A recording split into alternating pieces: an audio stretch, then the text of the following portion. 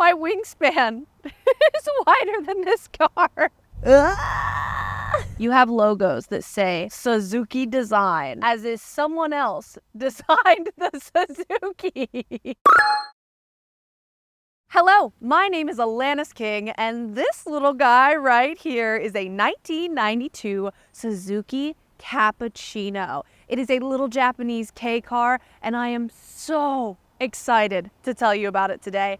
But first, I should tell you, this Cappuccino is now available on Cars and Bids. If you want to check out more photos, see the full spec list, or maybe even bid on it, you can check out the link in the description of this video. We're going to do this video a little different today. Usually I spend our roughly 20 minutes together giving you a full rundown of a car and its history. But today, we've got a special car.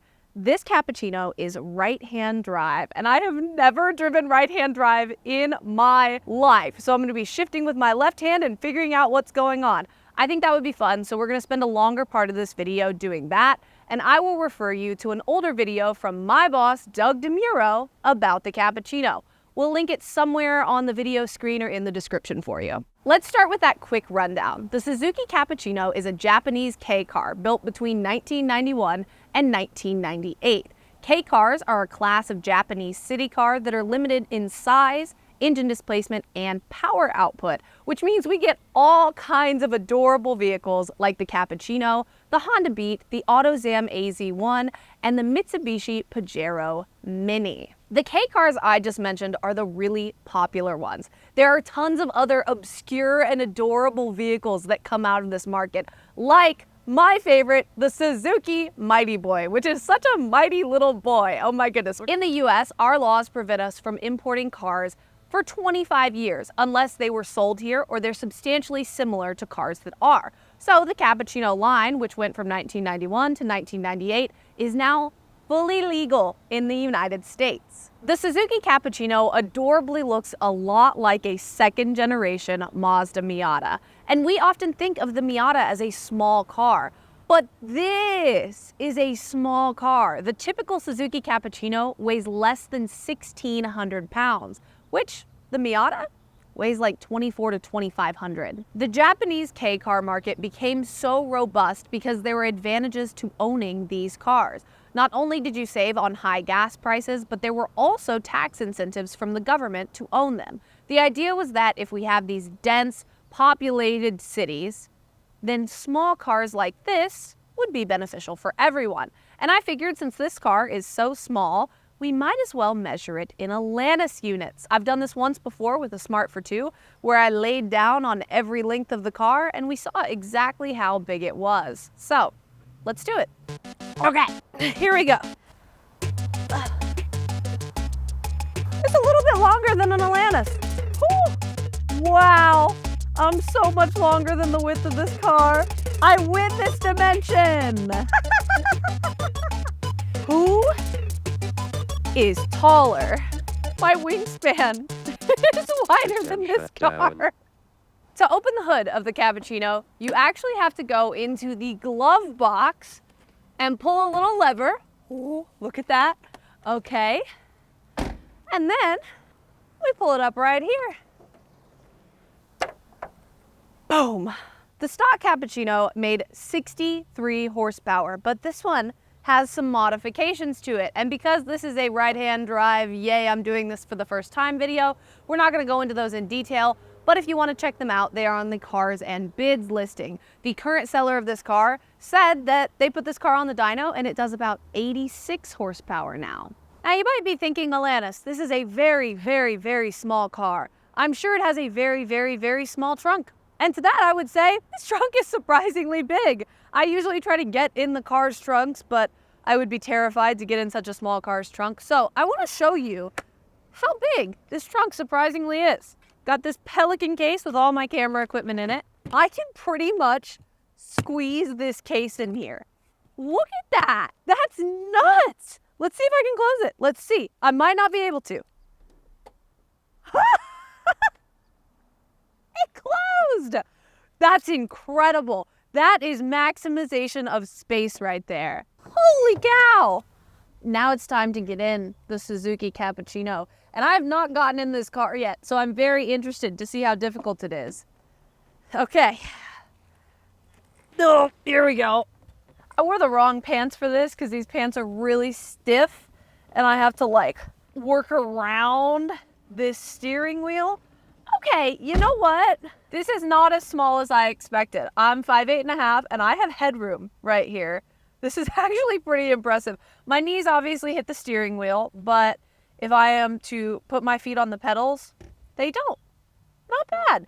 This is obviously right-hand drive, which I've never driven before, which means that my left hand is on the shifter, and I'm kind of terrified. I think I'm going to be disoriented, but we'll see. The Cappuccino has a bunch of different roof configurations. We have 3 panels up here, and we can run them as a hardtop, which we have right now. We can take them all off and run a Targa, or we can put this back bit down and go full convertible. This interior is really nice. I like the brown accents here. It feels bigger than I thought it was going to feel. I really think the disorienting thing for me is the right-hand drive. I looked in the rearview mirror and I was really confused because I'm looking here instead of looking here. I'm used to doing left-hand drive and seeing my rearview mirror this way. And I was like, what am I looking at? Oh, that's what's behind me. That's the more disorienting thing for me. I am not at all disoriented by this car's size. Might be because I own a Miata, might be because I'm just used to this. I don't know. But there are a few quirky things about the inside of this car. There's storage behind me, and it's very rounded and curved back here in this storage area. I haven't quite seen storage that looks like this, but you could easily put your purse back here. You could put different things back here. And because there is no light on this top, because we take the hard top off, our interior light is actually between the seats right here. Another thing about this car is, sometimes you get in a car that's all about the design and it's like a Pininfarina or it's something really special.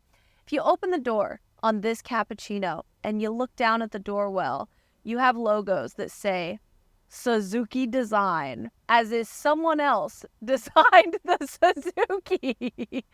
We know. There is one thing that really sticks out to me in this interior, and that is because when we talk about K cars and we talk about the Suzuki Cappuccino, we're always talking about how it's smaller than other things, less than other things.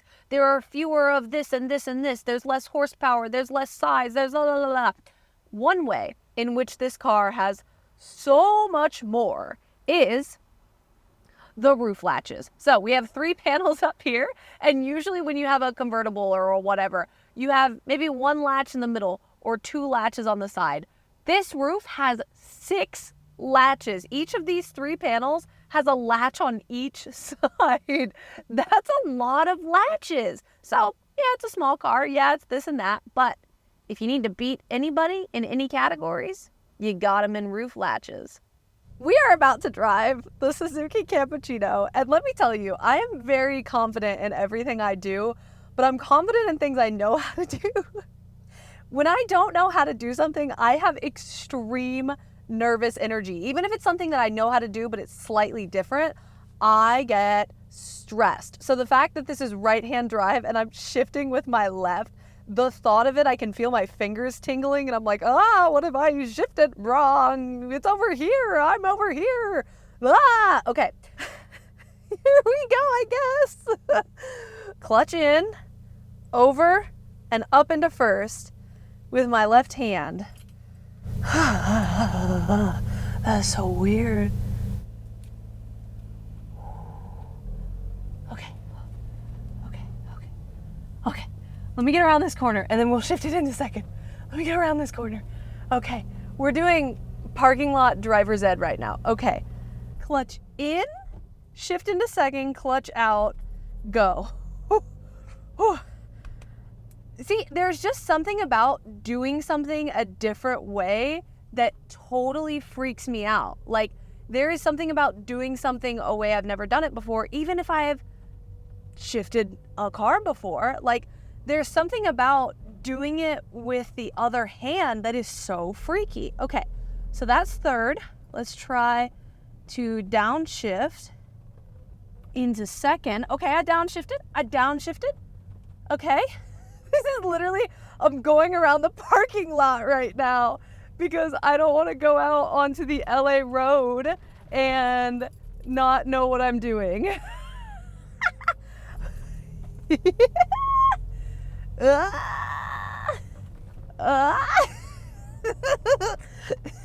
Okay, I'm driving right-hand drive on the road. We're good. Nothing scary yet.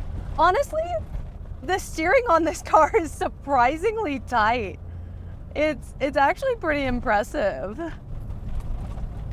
Turn signals are not in the same place. And this car winds up and it sounds really nice.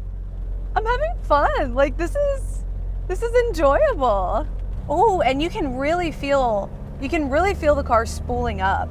It's pretty cool actually. Usually I would be giving y'all like a lot of anecdotes and telling you how the car feels and doing all of that, but I'm really trying to focus on driving. I feel like that's the safe thing to do right now.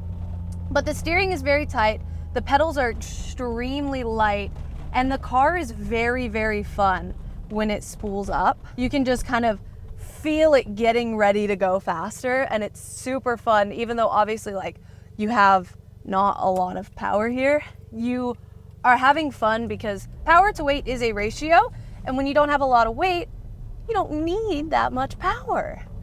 This car is fun, and honestly, getting used to the right-hand drive, not as hard as I thought it was going to be, still makes me a little nervous. This is a very fun car. It's very small. I'm not really noticing how small it is compared to other people because I'm obviously focused on what I am doing. I just love this. I love that people are looking at me and they're like, what is her deal?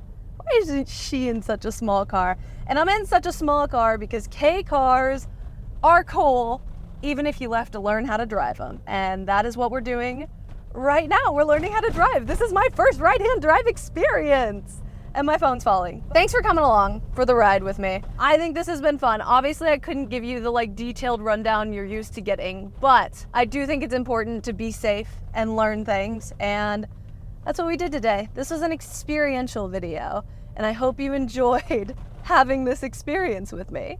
So that was the 1992 Suzuki Cappuccino. This car is so cute, and I think everyone should own a K car at some point in their lives. My favorite flavor of K car is the Suzuki Mighty Boy. But if the Cappuccino is yours, I am so happy to tell you that it is now available on Cars and Bids. If you want to check out more photos, see the full modification list, or maybe even bid on it, you can check out the link in the description of this video. Otherwise, we'll see you next time.